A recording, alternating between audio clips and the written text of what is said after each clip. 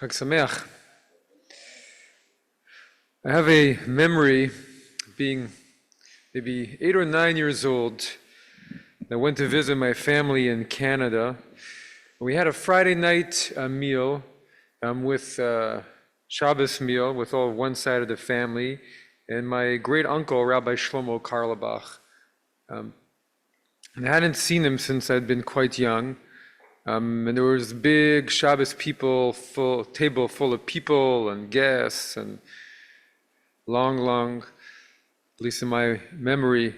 And at one point, he told a story, which is what he was known for. He'd tell these stories. And I don't remember the details of the story, but I just remember being transfixed.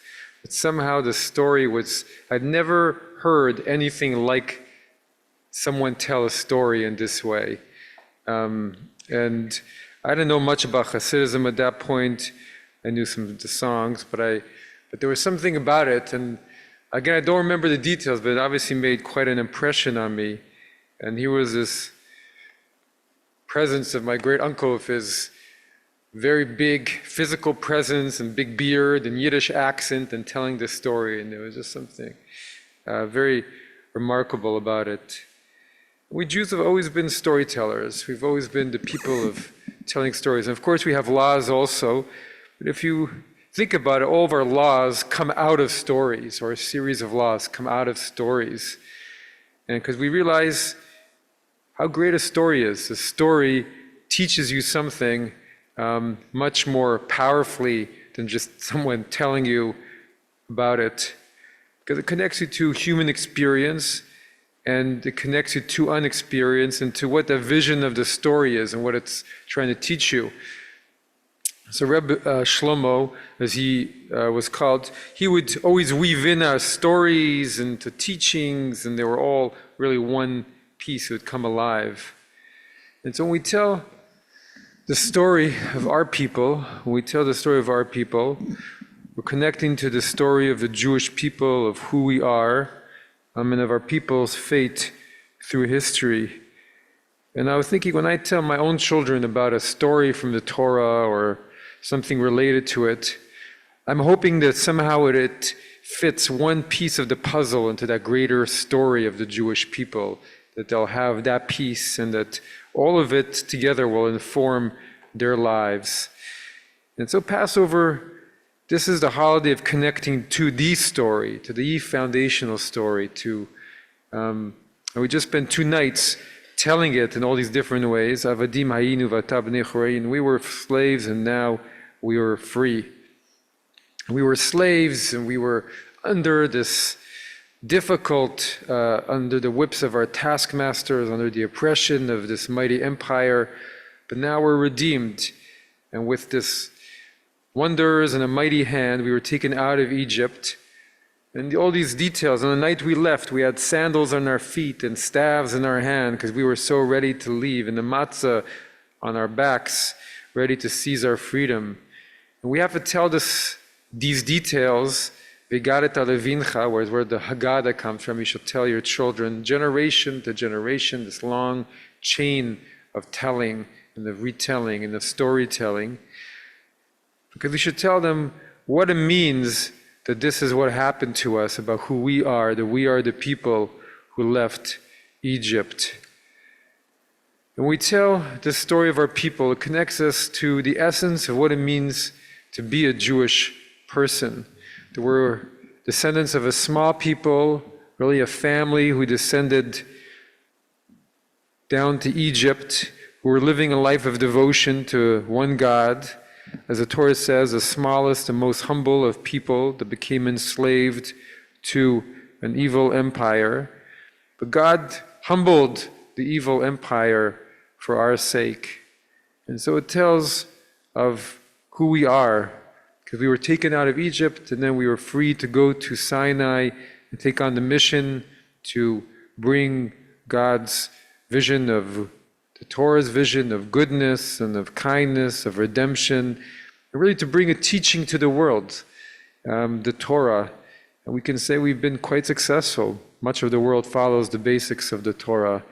And to be a kingdom of of priests, meaning people who care about justice and care about peace and care about kindness and to be a light unto the nations. And all these are stories that we share with other Jews around the world. And that's a deep place of connection from all around the world. Doesn't matter what the details of our regular lives are, that we share in a collective memory that binds us together. And in some ways, in these days, that collective memory is more alive than any other time of the year, with a certain power. And what's that power? That power is a vision, a 3,500-year-old vision of what it means to be a human being. And the vision becomes alive on Seder night, both Seder nights and all the Torah readings we're doing every week, but especially in this period, and then becomes illustrated and reinforced through all the rituals, everything we do on this holiday and throughout, from the tefillin to the talitot, everything we do reinforce that story, that collective memory. And so when we strive to live that story, we're connecting also to that power, that ancient power and that vision, and we try and harness it for our own times, in our own lives, and to see how we can fulfill it today. There's a Hasidic story that the great founder of Hasidism, the Baal Shem Tov, that whenever he saw that something bad was about to happen to the Jewish people, his custom was to go to a certain place in a certain forest, and he would pray and meditate, and there he would light a fire, and he would say a certain words of prayer, and somehow a miracle would happen, and misfortune would be averted. And so later, after he passed away, his disciple, the Maggid of Mezrich, whenever the same thing happens and the Jews face some great misfortune, he would go to intercede with heaven, and he would go back to the same place in the forest, and he would say, Master of the universe, I do not know how to light the sacred fire that the Baal Shem Tov, but I still have that prayer. Please save the people. And again, the miracle would happen, and it would be accomplished. And then still later, his disciple, Rabbi Moshe Leib of Sasov, whenever he had to save his people, he would go back to the forest and say, well, I do not know how to light the fire, and I do not know the prayer, but I know this place, and this has to be sufficient. This has to be enough. And it was sufficient, and the evil would be averted. And then it fell to Rabbi Israel of Ridgen to overcome that misfortune for the wider people. And so sitting in his armchair with his heads in his hands, he would say, God, I know there's a forest, but I don't know where the spot is in the forest. And I don't know how to light the fire, and I don't know the prayer. But all I can do is tell this story and hope that it's sufficient. And it was sufficient. And then for us too, we know so little really about all those events that happened, and exactly how did it take place, and what all about it. Did it actually feel like to be there? What did it feel like to be a slave under the Egyptians thousands of years ago, when this character of Moses, however he was, what was he in fact like? What was the redemption? What are all these details? We can still tell the story of it, and the story is sufficient to fill us with that power and that vision, and to enforce a collective memory, and to bring a sense of a larger purpose, a divine will, for that same small people who were taken out of Egypt, and who were always walking since then on the road to Sinai, to receiving new wisdom and to spread it with the rest of the world. Chag Sameach.